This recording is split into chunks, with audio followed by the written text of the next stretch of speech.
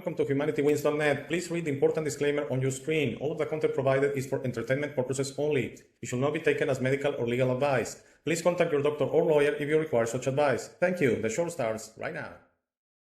Hello, welcome to this new episode of humanitywins.net. This is episode 135 from November the 9th of the year 2022. Today is a Wednesday. And today's episode is about the Bermuda Triangle. This is a topic that I've been very interested since I was a child. This was a same as the Loch Ness Monster topic. This was a topic that was, very mainstreamish in everyone's mouth in a way through the 70s, through the 80s when I was a child, because, there was all these theories about the Bermuda Triangle. What's going on there? Are there UFOs, or is there a portal to somewhere else that extraterrestrial used to be in Earth? Is Atlantis down there in the ocean?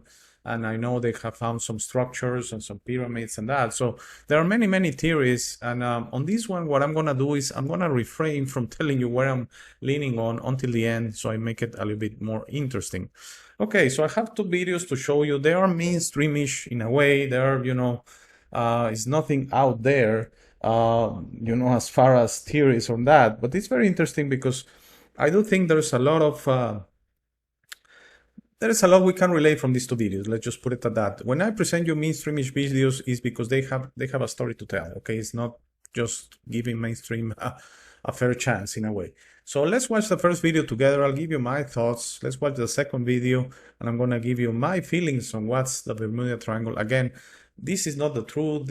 I have no way of validating this. I'm just telling you what I feel, and I hope it's either entertaining or it resonates with you and it doesn't bother you. That's the message of the channel. So let's watch the first video together. Very interesting videos, by the way. Even if they are, they're very mainstream from normal channels. They're very interesting. Let's watch together closely.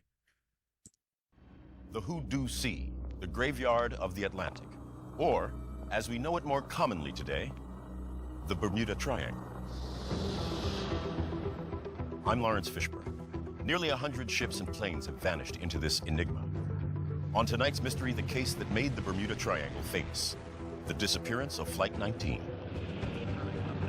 In December 1945, in the months after World War II, a squadron of U.S. Navy torpedo bombers took off from Florida on a routine training mission and never returned. The case of Flight 19 begins on December 5th, 1945, at the Fort Lauderdale Naval Air Station. It's 2:20 p.m.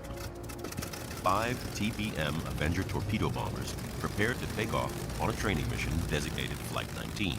Marshall Bombs 17023. 150. A choppy wind kicks up, but visibility was unlimited with blue skies. Below glide path, on course, 3/4 mile callable. The mission should have lasted just over 2 hours. Instead, these 5 planes, carrying a total of 14 men, disappeared.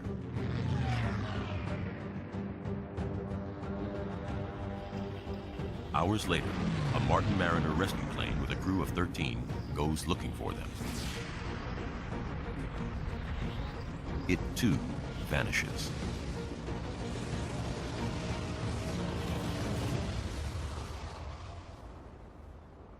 That Martin Mariner also failed to return to base. It is so bizarre for us to try to comprehend. 27 U.S. Navy sailors lost their lives. They disappeared in the Bermuda Triangle, and there has still never been an adequate explanation for what happened to them. It was a routine training flight, supposed to take off, drop some bombs, shoot a little navigation, and then come back to base. So what happened to Flight 19? Did they crash somewhere near Florida's coast?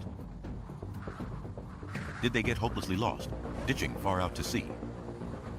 Or did they make it back to land, crashing in Florida? Deep in the waters off Florida's coast, Mike Barnett is part of a team of investigators in exploring a cluster of plane wrecks off the North Florida coast. Below, the wreck comes into view. But what is it from? And one of the first things we see is there's this big chunk of debris metal that could have been from anything. It could have been garbage pitched off a ship. It didn't really speak to me of an airplane. And the next thing we come across is a large section of flat metal with rivets.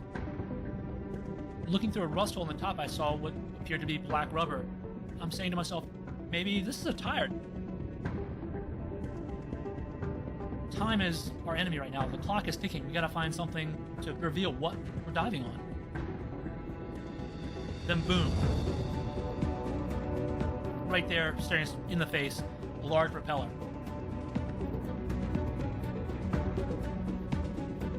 And right next to it is the engine.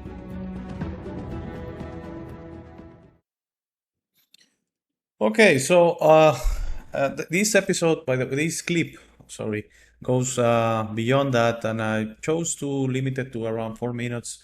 So this episode didn't go very long, and if you're interested in looking at that full video, I always include the links on the show notes as credit. So you might want to look into that because there's more.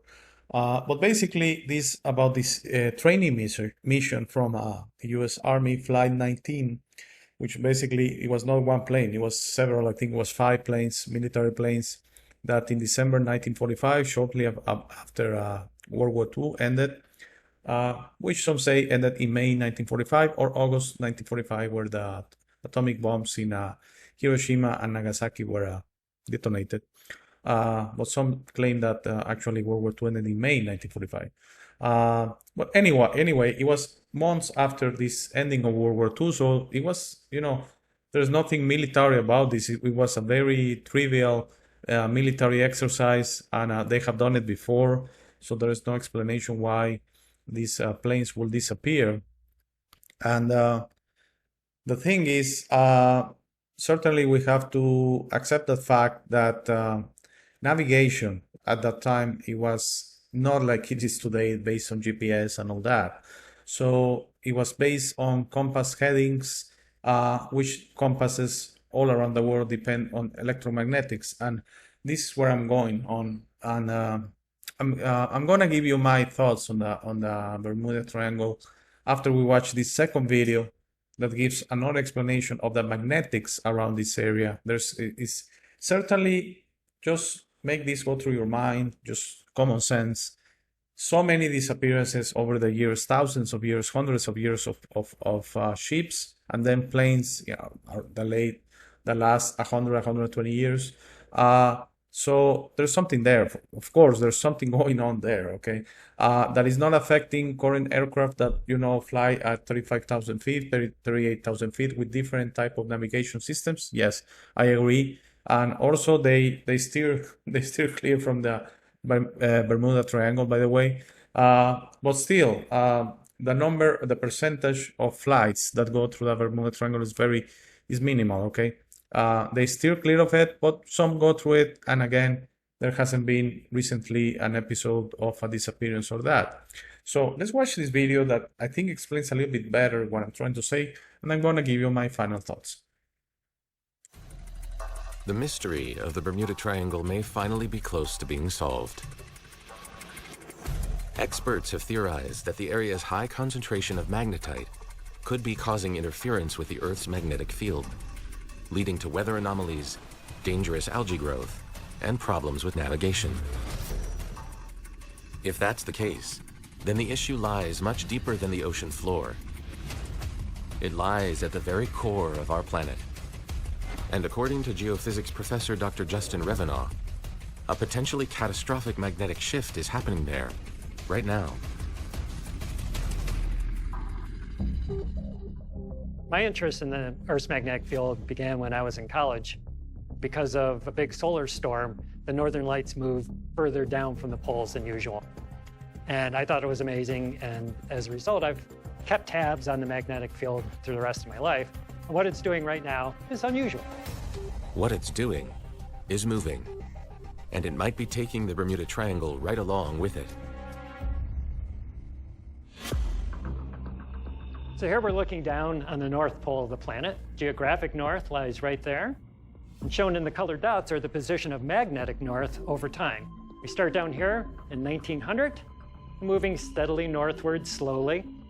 until about 1990, at which point it started moving much more quickly. At the present day, it's moving at a rate of 35 miles per year to the north and west. And if that motion continues, it'll cross the Arctic Ocean and work its way into Russia.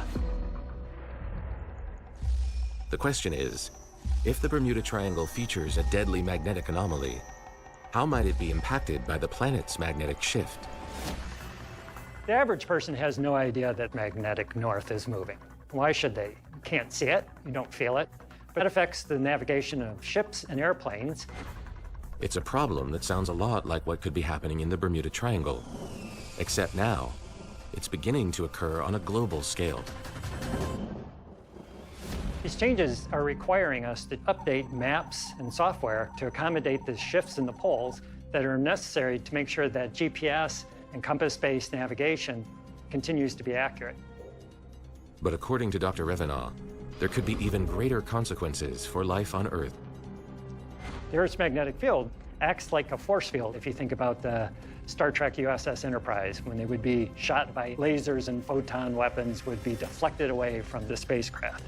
Star Trek didn't pull this out of thin air. Our planet's magnetic field is protecting us from space weather, solar radiation, solar winds. If they reached the Earth in full numbers, they could shut down electrical grids, gas and oil pipelines, cellular and satellite communication, television, aircraft flights, and potentially other things that we haven't even thought about. It won't happen overnight, but we are seeing signs that it could happen rather soon. Scholars like Dr. Revenaugh are currently trying to identify all of the issues that a magnetic shift could cause. After that, they'll still need to convince governments, private companies, and engineers to shore up our infrastructure before it's too late. As for the Bermuda Triangle, if it is moving northwest as we proposed, thankfully, it remains an isolated area, just 500,000 square miles on the surface of a nearly 200 million square mile planet. But if we don't plan for the future, the entire world may one day become a Bermuda Triangle, a place where safe navigation of the seas and skies can no longer be possible. The search. Okay, so basically what I think is going on is certainly in the Bermuda Triangle there's an electromagnetic force that is beyond what is in the normal Earth, and for very primitive navigation systems happening hundreds of years ago with ships, based on magnets, based on compass headings, like the ones from, by the way, Flight 19, because I saw a documentary on Flight 19 much longer than the one we saw, that basically they were depending on compass headings, and they were reporting through radio. And by the way, they were coming in and out of radio contact, okay? So sometimes they were able to hear them on the base, in their military base, and sometimes they were going out for a few minutes. So there was something going on with the radio as well. But they were reporting confusing or contradicting compass headings, and I think basically they got lost. They ran out of fuel, and they crash into the sea because of the magnetics of the Bermuda Triangle. I think it's a highly magnetic area of the world. Are there portals to other dimensions or something like that? I don't think. I don't know. There's also the school of thought that Atlantis might be down there. Yes, but it could be anywhere on the sea. What I'm sure is Atlantis was on the bottom of the sea, on a very deep sea, because that's where they wanted to be. Okay, they were not intended an advanced civilization as Atlantis to be on the surface of the Earth. So I don't necessarily subscribe to the idea that they were in the Bermuda Triangle, but I do subscribe to the idea that the Bermuda Triangle is special. There's a lot of electromagnetic energy going on there, and it's not something we should be afraid of. It's something we should actually be aware of, and in a way embrace it, because electromagnetic is the flow of electrons through the universe, is what powers the universe. But we in a way are being groomed, and we're being deceived into believing this is something we should be afraid of. Okay, so my conclusion of the Bermuda Triangle is not necessarily a bad thing, just something, again, we don't understand. And as we don't understand it, we're taught to be afraid of it, and we're taught to keep clear of it, when actually something we should investigate and actually embrace because I don't think there's nothing to be afraid about the Bermuda Triangle. It's just a very special piece of land in the earth where higher than normal electromagnetic activity is going on. Basically that, okay? So I hope you enjoyed this short video. I'm trying to make them short for you. I know time is of essence as of now, and I'm trying to respect your time. And by the way, I want to take this opportunity to welcome all new subscribers, particularly on BitChute, on Rumble. We have been growing as of late, and I thank you for it. I'm very, very glad some of you are latching on into the channel, and I'll try to make it either interesting or even resonating for you. What means resonating? Something that pulls you into some place that you're gonna have to put the work in yourself and maybe get somewhere. I'm no one to do something for you. I'm sorry about that. You are the only one that can do a change inside you. All right, I hope that makes sense. I hope you enjoyed this episode, and if everything is okay, I should see you back on Friday with an extremely interesting chat with both Adam and Tony from the UK, three-way chat. That's going to be a blast. I hope you follow us on that. That's going to be something very, very interesting. Thank you very much.